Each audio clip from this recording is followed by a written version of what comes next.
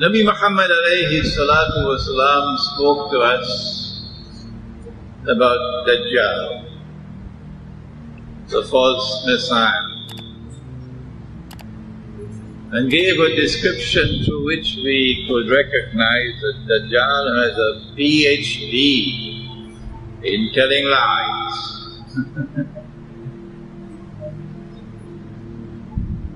He said he comes with a river and a fire, but his river will be a fire, and his fire would be the cool waters of a river.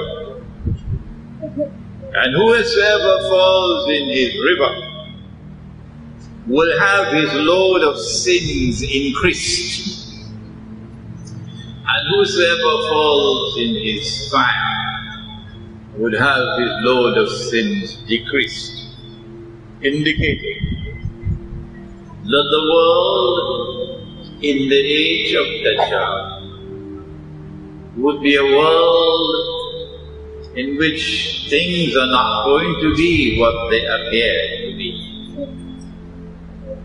When truth is going to be dressed up like falsehood, and falsehood is going to be dressed up like truth. Here in Shah Alam you are already fully aware of what the New Straits Times does not as yet know about. That there are three kinds of lies in the world of Dajjal. That there are ordinary lies, and then there are great lies, and then there is 9/11. If you turn to the University of CNN and the other one, the University of Al Jazeera, for your knowledge of Islam, then you will hear the lies. That when Islam takes control of government, that when Islam becomes a power in the world, they want to rule the world. They want to impose Islam at the point of a sword upon all of mankind. So we have to save the world from the menace of Islam. This is the University of CNN and the University of Al Jazeera. So it is necessary for us to wash this mud away. وَقُلْ جَاءَ الْحَقُّ وَزَهَقَ الْبَاطِلُ. Truth has come and falsehood has been defeated. إِنَّ الْبَاطِلَ كَانَ ظَهُوقًا. Every time the rain falls, the mud of batil, of falsehood, will be washed away. Tell that to CNN for me. And so tonight, we want to wash the mud away, so that the world can hear what is Islam's conception of a world order. Do we want to do what the Zionists want to do? Do we want to rule the world from Jerusalem at the point of a bloody Zionist sword? Do we want to wage endless war upon all of mankind so that Israel can rule the world? Is that our mission? That's theirs. They are the ones who want to impose their rule upon all of mankind and call it Pax Judaica. And that's why they want to bring down the United States at this time, so that Pax Americana would go, Pax Judaica would take over, and Israel would rule the world. But you and I know that Russia will not bend its knee to to Israel. So you and I know that there is going to be resistance to Israeli rule over the world. You and I know that the governments which rule over us Muslims, you know where they are. I don't have to tell you. But Russia and China will not bow and submit to Israel. But Nabi Muhammad alayhi salatu wasalam said about Akhirul Zaman that you Muslims will make an alliance with Rome. You all know that, don't you? And when you want to know who is Rome, you must go to the Quran, because the word Rome is in the Quran. And when you do that, the answer is plain and clear. Saudi Arabia can't change it. Qatar can't change it. The Zionist kingdom of Saudi Arabia can't change it. The Zionist state of Qatar cannot change it. No. The answer is that Rome is the Byzantine, Eastern Christian empire, which had its capital in Constantinople, today called Istanbul. You can't change that. Rome is not, no, it is not the Western European Christians. The Anglo-American Judeo-Christian alliance which has NATO as its military arm, that is not new, that is not Rome. When the Muslims conquered Constantinople, the head of that Christian church is called the Patriarch. This way they call the Pope, that one they call the Patriarch. He was the one who made the announcement that our headquarters now shift to Moscow, to Russia. And so, do what you want, you can't get away from it. Rome today is Russia and her allies, Eastern Europe. That's Rome. And whether you like it or whether you don't is irrelevant. Nabi Muhammad alayhi salatu wasalam has made the prophecy. He has said that you will make an alliance with Rome. That alliance is already coming into place. I don't know whether the government of Malaysia is aware of it, but Iran is already in alliance with Rome, with Russia. And Pakistan is moving in that direction now. And if Iran is attacked by NATO, by the Zionists, there is going to be civil war in Turkey, because the Turkish government is committed to being a servant of NATO. And the Turkish people don't like it. Turkey played a dirty role in helping NATO to take over Libya. Turkey is playing a dirty role in attempting to help NATO to take over Syria as well. And the Turkish Muslims don't like that. So there's going to be civil war in Turkey.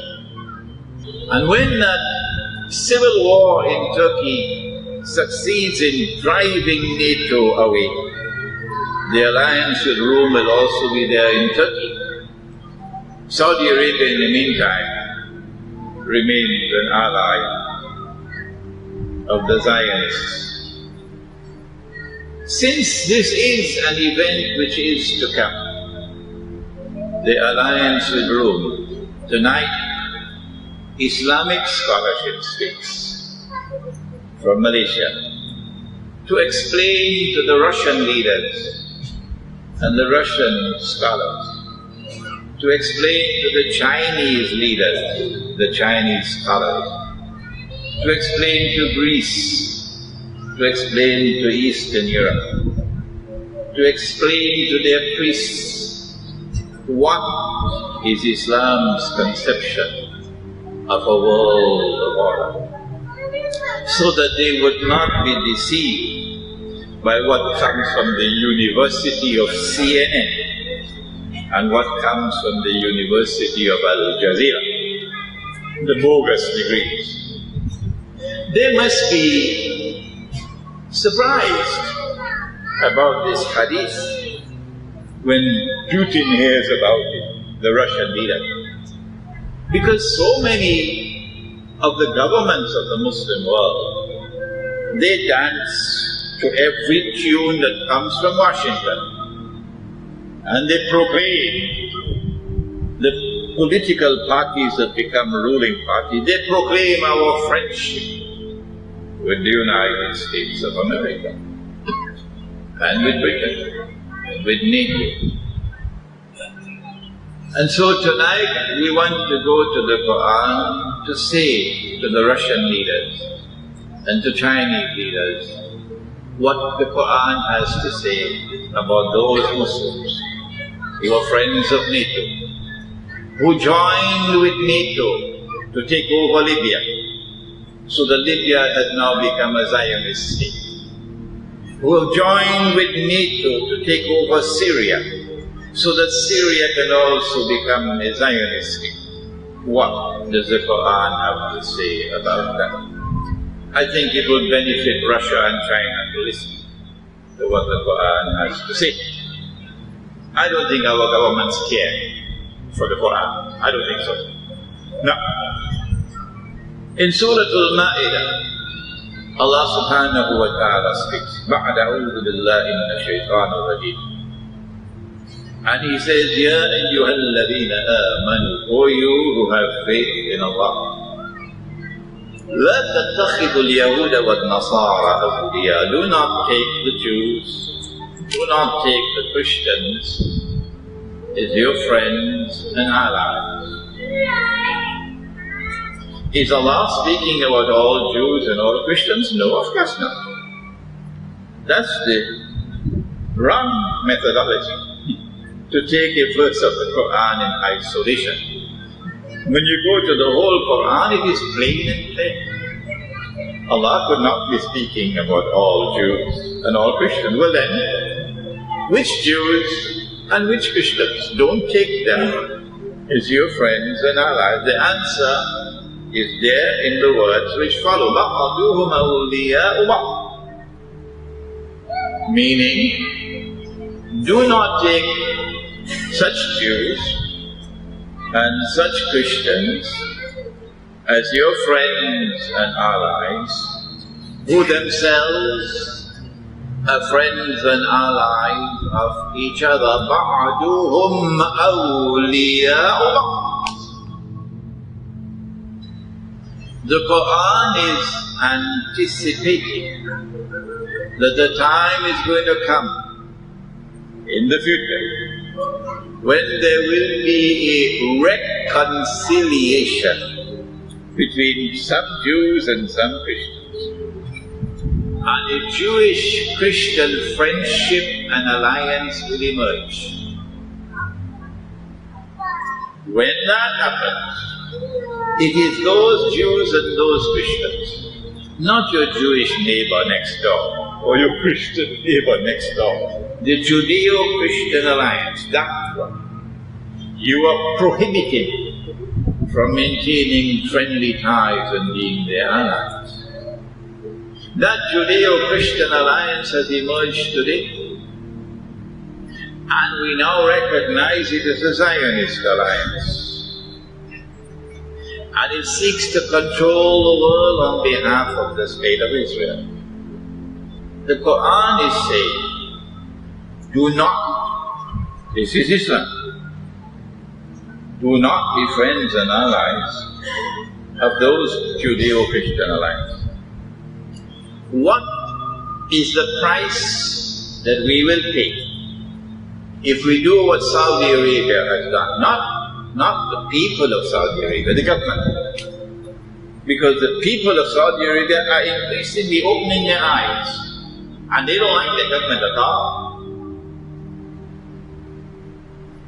What is the price that you will pay? I want the Russians to hear this. I want the Chinese to hear this. What is the price that those Muslims will pay who support the NATO, Judeo-Christian, Anglo-American Zionist alliance? The Quran says, وَمَنْ يَتَوَلَّهُ مِنْهُمْ فَإِنَّهُ مِنْهُمْ. Whosoever from amongst you turn to them for friendship and alliance, like Saudi Arabia has done, like Qatar has done, like so many others have done, you now belong to them, you've lost your Islam. Inna Allah la yahdi al-qawm al-zalimin. Surely Allah does not provide guidance for a people whose trademark is zulm, oppression, wickedness. This is the Quran.